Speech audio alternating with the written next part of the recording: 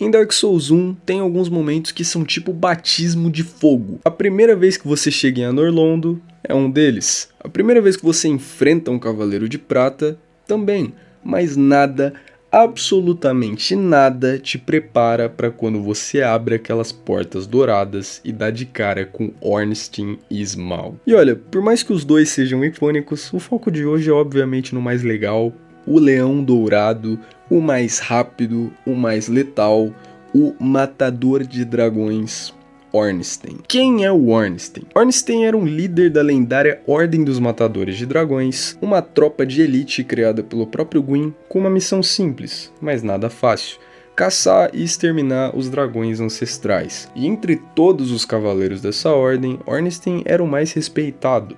Ele é o exemplo máximo do guerreiro perfeito de Anor Londo, rápido, preciso e quase mitológico, lendário. Enquanto os outros cavaleiros usavam lanças comuns, o Ornstein empunhava a Dragonslayer Spear, uma arma abençoada com o poder da luz e da eletricidade. Cada golpe dele é como se fosse um trovão caindo no campo de batalha, e é exatamente por conta dessa lança que ele tinha tanto sucesso contra os dragões. Afinal, hoje a gente já sabe que os dragões da guerra eram fracos contra a eletricidade, e essa lança foi feita justamente com essa finalidade. O nome dela é Dragonslayer, eu acho que é um pouco autoexplicativo na real. Mas durante o jogo todo, a gente só dá de cara com Ornstein. Então, o que aconteceu com os matadores de dragões? E aqui entra aquele mistério clássico de Dark Souls. O jogo nunca te conta direito o destino e a ordem das coisas. Eles desapareceram junto com o Gwyn quando ele foi acender a primeira chama. O próprio Ornstein foi deixado para trás, e o motivo ninguém sabe ao certo. O que dá a entender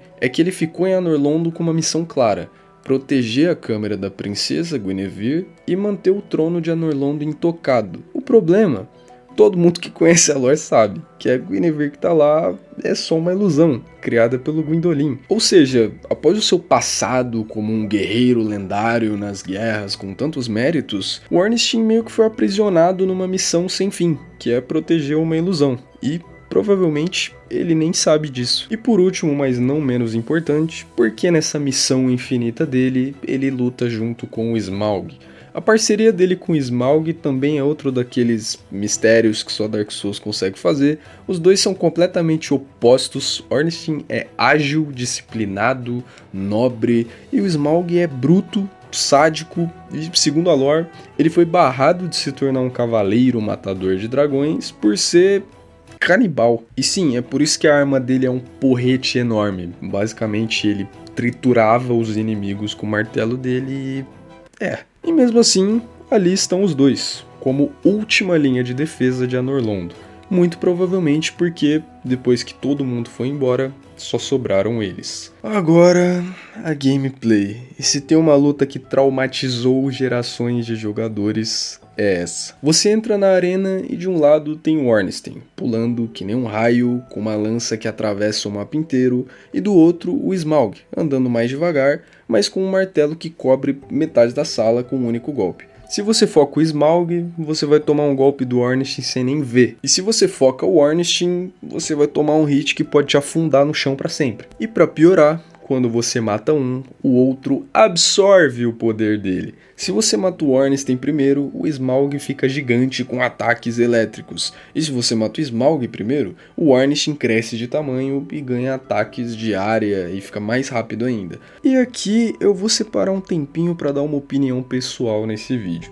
Essa luta ela é muito pior do que a gente se lembra. A luta realmente não é boa, ela é cinema, ela significa muita coisa, ela foi a luta que eu mais apanhei nesse jogo todo até hoje, quando eu joguei pela primeira vez. Eu acredito que 99% dos jogadores foram a mesma experiência. Mas o fato é que se a gente for analisar essa luta friamente, ainda mais hoje em dia, depois que a própria From Software já amadureceu muito e fez lutas em dupla muito melhores, essa luta é ruim, mano. Essa história de que um é rápido e dá menos dano e o outro é lento, mas dá mais dano, não existe. Os dois dão muito dano e tem a mesma velocidade praticamente. A única diferença real entre os dois é que o Ornstein, ele tem uns dashes, ele se movimenta um pouco mais. Dashes esses ataques que são completamente bugados. Então essa luta se resume a você ficar baitando os dashes do Ornstein um pouco mais pra frente pra bater nele antes do Smaug chegar em você. E pra ser honesto, o real desafio dessa luta é só o Ornstein, porque o Smaug é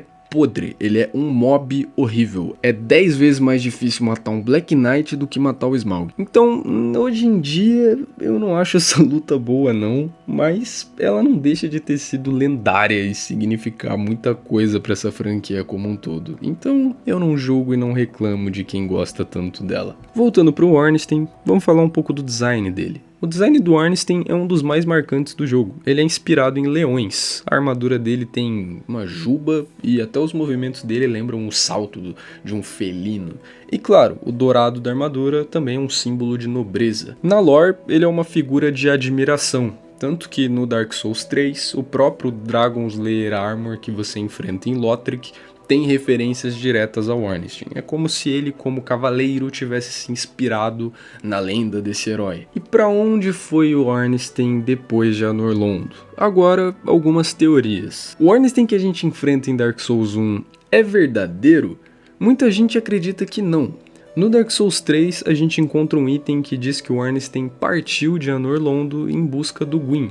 Ou talvez em busca de algo maior, como o próprio Nameless King, o filho renegado do Gwyn. Então, tem gente que acredita que o Ornstein em Dark Souls 1 era só uma ilusão, ou uma espécie de armadura encantada, mantida viva pelo Gwyndolin, junto com a ilusão de Guinevere. Não é difícil de acreditar nessas hipóteses, mas claro, nada disso é confirmado no primeiro Dark Souls. Agora algumas curiosidades que você talvez não sabia sobre o Ornstein.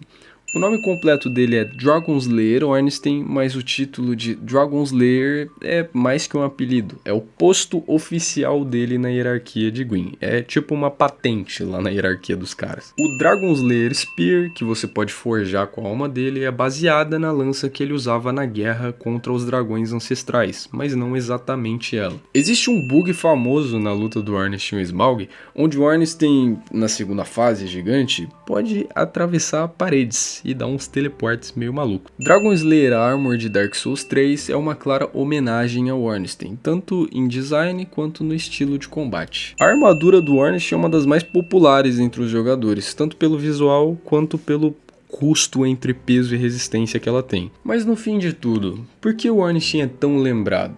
No fim das contas, o Ornstein ele é mais que um chefe difícil. Ele é meio que a personificação de tudo que Anor Londo já representou um dia.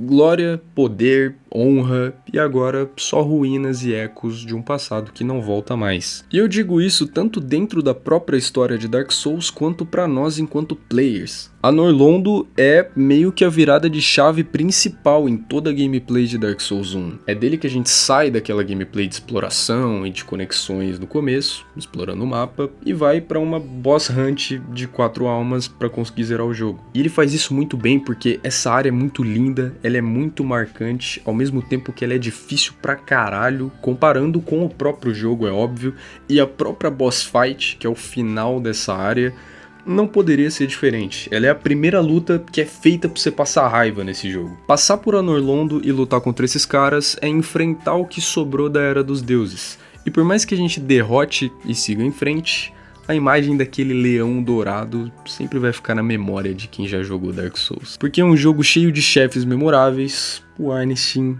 é simplesmente lendário. Eu espero que você tenha gostado de mais um vídeo desse canal. Esses vídeos contando histórias e falando coisas de Dark Souls especificamente estão tendo uma constância bem legal, então é a métrica que eu tenho para saber se estão gostando. Portanto, vou trazer mais. Se você gostou desse vídeo, pode dar um like aqui embaixo que você vai me ajudar muito. Se você é novo por aqui, considere se inscrever. E por fim, você também pode deixar um comentário comentando o que você acha dessas histórias, se você tem alguma história marcante, qual foi a sua experiência passando pelas coisas que eu comentei aqui no vídeo, e a gente se vê em um próximo. Então é isso, e falou!